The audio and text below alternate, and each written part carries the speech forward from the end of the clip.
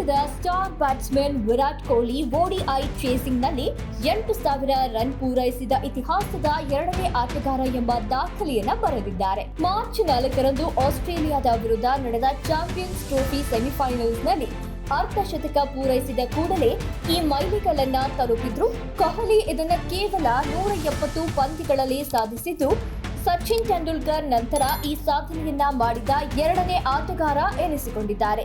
ಈ ಅಪರೂಪದ ದಾಖಲೆ ಪಡೆದ ಅವರು 265 ರನ್ಗಳ ಗುರಿಯನ್ನ ಬೆನ್ನಟ್ಟುವಲ್ಲಿ ಭಾರತಕ್ಕೆ ಬಹುಮುಖ್ಯ ಕೊಡುಗೆಯನ್ನ ನೀಡಿದ್ರು. ತಮ್ಮ ವೃತ್ತಿ ಜೀವನದ ಕೊನೆಗಾಲದಲ್ಲಿ ಸಚಿನ್ ತೆಂಡೂಲ್ಕರ್ ಒಟ್ಟು 242 ಪಂದ್ಯಗಳಲ್ಲಿ 88.4 ಸ್ಟ್ರೈಕ್ ರೇಟ್ನಲ್ಲಿ 8,720 ರನ್ ಅನ್ನ ಪೇರಿಸಿದ್ರು. ಆದರೆ ಕೊಹ್ಲಿ 93.30 ಸ್ಟ್ರೈಕ್ ರೇಟ್ ಮತ್ತು 64.71 ಸರಾಸರಿಯಲ್ಲಿ 8,000 ರನ್ ಪೂರೈಸಿದ್ದಾರೆ.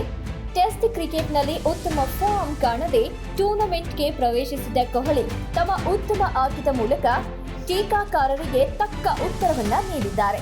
ಪಾಕಿಸ್ತಾನದ ವಿರುದ್ಧ ಶತಕ ಬಾರಿಸುವ ಮೂಲಕ ಟೂರ್ನಮೆಂಟ್ಗೆ ಭರ್ಜರಿ ಆರಂಭ ನೀಡಿದ ಅವರು ಆಸ್ಟ್ರೇಲಿಯಾದ ವಿರುದ್ಧ 53 ಎಸೆತಗಳಲ್ಲಿ ಅರ್ಧಶತಕ ಪೂರೈಸಿ ಭಾರತದ ಆಪತ್ತು ಬಾಂಧವ ಎನಿಸಿಕೊಂಡರು.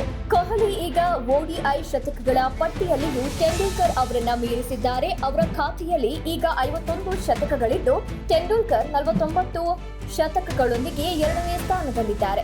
ಅದರಲ್ಲೂ ಭಾರತವನ್ನ ಗೆಲುವಿನ ದಡ ಸೇರಿಸಿದ ಚೇಸಿಂಗ್ ಇನ್ನಿಂಗ್ಸ್ಗಳಲ್ಲಿ ಕೊಹ್ಲಿ 24 ಶತಕಗಳನ್ನು ಹೊಂದಿದ್ದು, ತೆಂಡೂಲ್ಕರ್ ಕೇವಲ 14 ಶತಕಗಳನ್ನು ಮಾತ್ರ ಮಾಡಿದ್ದಾರೆ.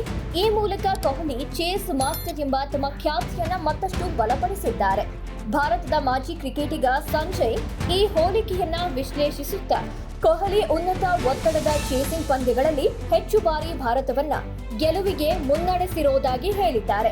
ಅಭಿಮಾನಿಗಳು ಕೊಹ್ಲಿಯ ನಿರ್ವಹಣಾ ಸಾಮರ್ಥ್ಯವನ್ನ ಪ್ರಶಂಸಿಸ್ತಾ ಇದ್ದಾರೆ. ಕೊಹ್ಲಿ ತಮ್ಮ ಚೇಸಿಂಗ್ ಸಾಮರ್ಥ್ಯವನ್ನ ಮುಂದುವರಿಸಿಕೊಂಡು ಹೋಗ್ತಾ ಇರೋದ್ರಿಂದ ಅವರನ್ನ ಸಚಿನ್ ತೆಂಡೂಲ್ಕರ್ ಜೊತೆ ಹೋಲಿಸುವ ಚರ್ಚೆಗಳು ಮುಂದುವರಿತಾ ಇವೆ.